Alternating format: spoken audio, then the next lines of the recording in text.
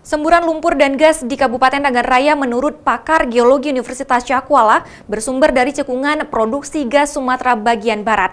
Migas yang menyembur ke atas dapat mengakibatkan semburan gas lumpur dengan bau menyengat. Semburan gas dan lumpur yang terjadi di Kabupaten Nagan Raya dalam seminggu terakhir kembali meluas dan menyemburkan cairan lumpur dan bau gas yang menyengat di pemukiman Desa Kabu, Kecamatan Tripa Makmur, Kabupaten Nagan Raya. Menurut pakar geologi Universitas Cakrawala, Pulau Sumatera, khususnya Aceh, memiliki tektonik aktif sehingga potensi minyak bumi dan gas juga besar. Nah, Aceh merupakan potensi yang cukup tinggi sumber migas. Nah, kenapa ada semburan di Nagan Raya, di Aceh Timur? Nah, ini tidak terlepas dari tektonik yang ada di Aceh. Bahwa Aceh khususnya atau di Sumatera itu tektonik aktif. Menurut pakar geologi Unsiah ini, Aceh berada dalam zona tektonik aktif yang menyebabkan batuan retak atau mengalami patahan.